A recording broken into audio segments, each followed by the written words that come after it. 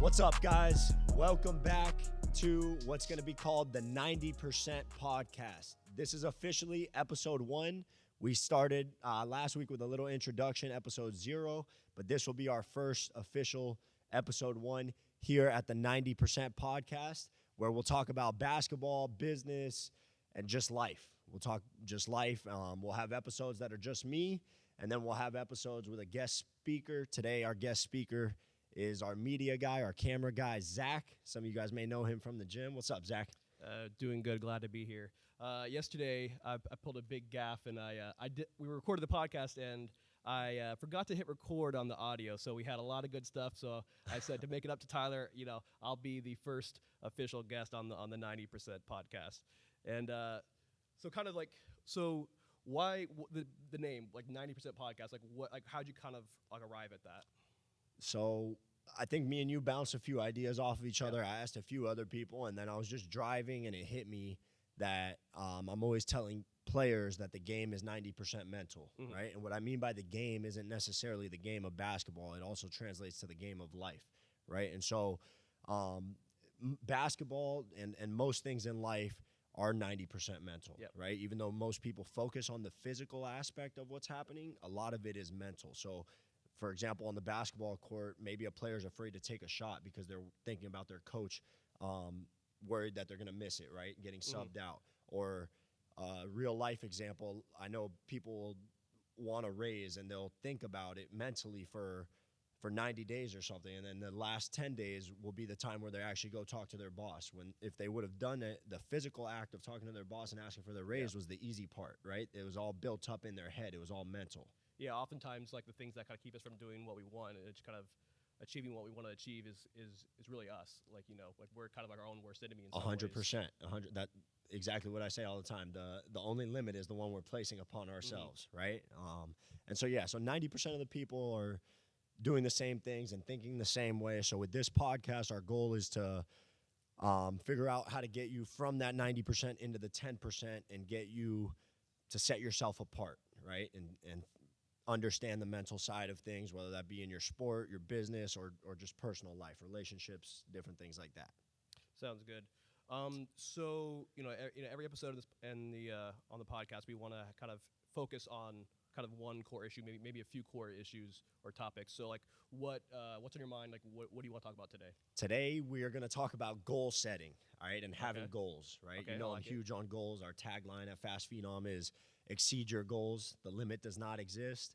So the majority of kids that we meet and get in the gym and just people I talk to in everyday life, if I ask them, what is your goal? They can't give me a clear answer on that, right? And so hopefully with this podcast, when whoever's listening gets through it, they'll have an idea of how to start setting goals and how to start reaching those goals, and not only reaching them, but exceeding them.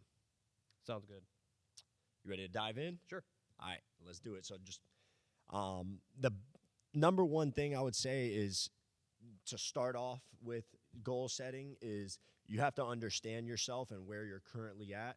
And so you want to do a SWOT analysis. And so a lot of you guys have maybe heard of a SWOT analysis. If you haven't, a SWOT analysis is where you analyze yourself and you say, what are my strengths? What are my weaknesses? What are my opportunities? And what are my threats, right?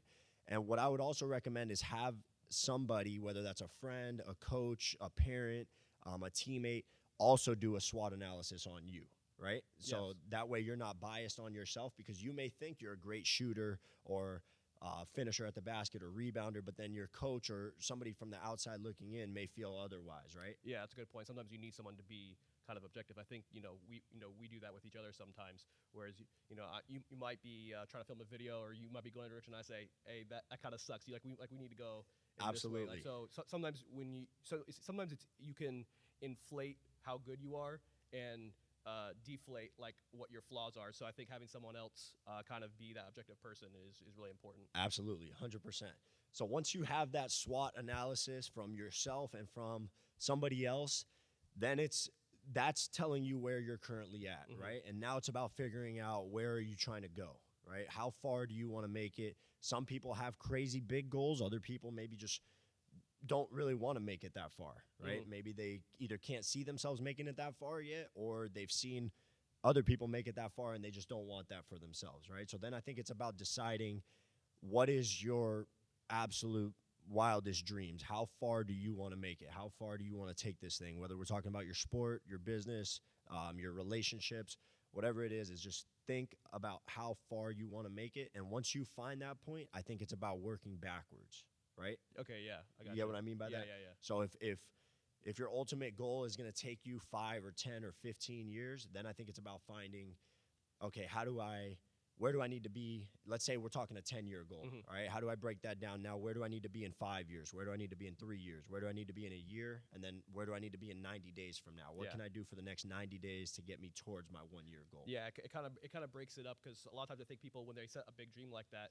it's a little bit intimidating. They don't know kind of where to start. 100%. So, kind of breaking it out like that makes it kind of easier for people to manage. Exactly. And it gives you actionable items, right? Which is, action is the key, right? Yeah, we can dream all day, but if you don't act on it, it's not going to happen, right? Exactly, as we know. So, man, I love this. I'm having fun. Are you having fun? Just a little bit. On this podcast? Yeah, just a little bit. Episode 1. We'll get better with this every time. Like Zach said, he didn't hit the record button yesterday, but now we're on it and we're making it happen. So you have your SWOT analysis, then you have your wild dream of where you want to go. You work backwards, and you have a plan now, right? You have a plan of where you're going to be in 90 days and what you need to do on a daily, weekly, or monthly basis to get there, where you're going to be in a year, where you're going to be in 3, 5, and then ultimately reach that goal, right? And when you're structured with it, a lot of times what you'll find is you can end up working a little bit faster, and maybe that goal that you thought was going to take you 10 years, you realize you can get to in 5. Yeah. Right?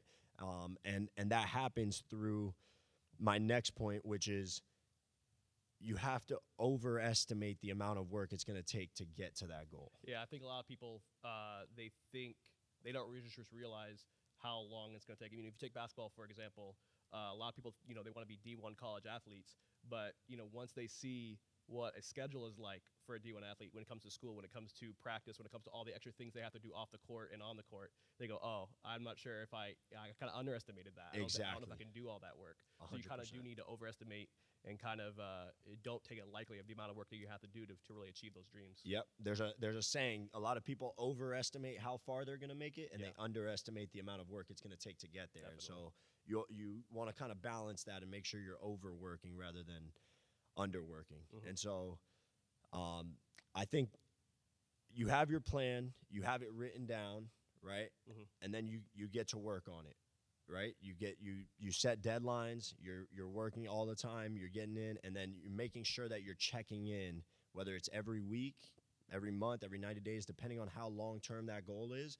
You want to check in, and like we talked about before with the SWOT analysis, you want to have somebody to check in with, right? So a lot of times me and you bounce things off of each other. You want to make sure you have somebody in your circle, again, whether that be a parent, a coach, somebody that's going to hold you accountable, somebody that you handed your goals to, you handed your sheet to, and you said, here's my goals, and here's my plan to get there, and keep me on track, right? And with that being said, having somebody to hold you accountable makes the process so much more fun, right? Would you agree? It makes it more fun in the sense that you actually see progress. I think sometimes people are afraid of being held accountable because sometimes it's easier mentally. Sometimes we put up our own mental defenses, and if we don't achieve a dream, it's easier to have an excuse of something else rather than it being on us. I didn't try hard enough.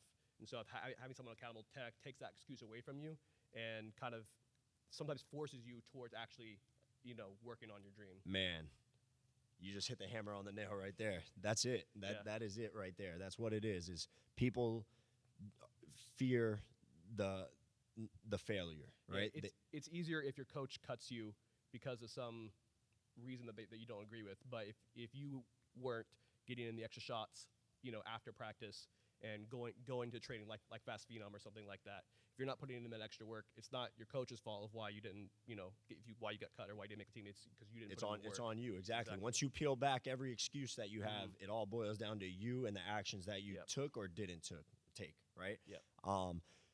And so So you are your greatest accountability, right? You can have an accountability partner and you can have people to support you and everything, but at the end of the day, it falls on you because these are your goals, right? They're nobody else's goals, so you got to make sure that you're doing everything and you're holding yourself accountable and staying disciplined, right?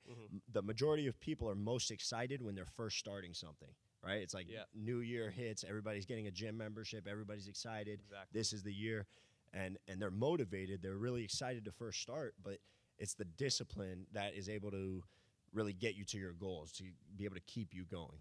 Yeah, and I think, today in our world where we live in such an instant gratification sort of world where, you post something on Instagram, you get those instant likes, the instant hit of dopamine, or you order something cool off of Amazon, and the next day it's there. So, some people, they think achieving their goals are going to be the same way. All they have to do is think about it, get excited, and then it's going to happen. But sometimes you have to go through that, the hard stuff. Exactly. And I like that you brought that up. There is hard stuff, right? So we can set this goal and have a perfect plan of execution to get there. But a lot of times the plan isn't going to go according to plan. According to plan. And sometimes people have to be like okay with failing. Exactly. Like sometimes there's a saying that's like something like, life happens when you're busy making plans. Life never does go according to plan. So you have to be willing to kind of fail and be willing to kind of pivot and figure out. So sometimes your goals might not work out, and maybe those weren't the right goals for you to set, and that you need to set kind of different, more achievable goals. Yep, 100%. Or what I would also say on that is maybe you're not working towards those goals as much as you should be, right? Exactly. Start overworking. This has been great. So hopefully if you're on the other side listening to this podcast, you've taken some notes or you've learned something as far as, number one is having a goal, right? Again, I would say 90% of the people that I talk to, if I ask them the question of what is your goal, they can't give me a clear answer. They have these dreams and these thoughts, but they don't take them serious, right? And so it's just something that they've kind of thought about, but it's not written down. They don't have a plan of how they're actually going to get there. They're not being held accountable. And when you start to take your goal serious, other people will take it serious, and you'll start to value it. Other people will value it, and then you'll really feel yourself on your way to achieving that goal. I completely agree. Sweet.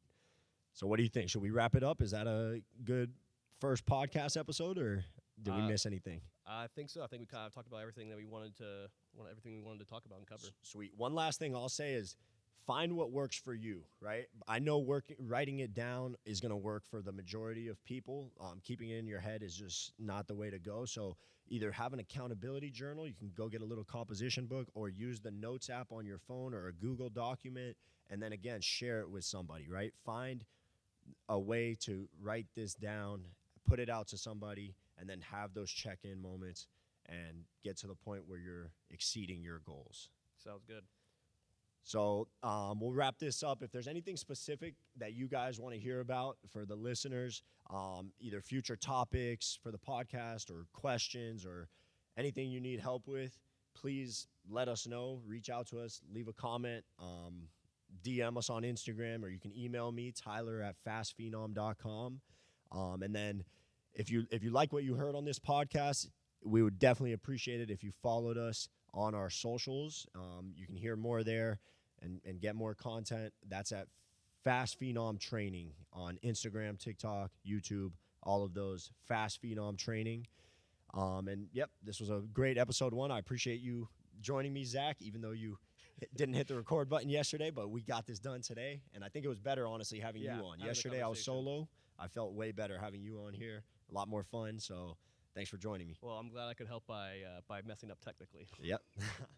All right, guys, that's a wrap. Thanks for listening, and set some goals, exceed your goals. The limit does not exist.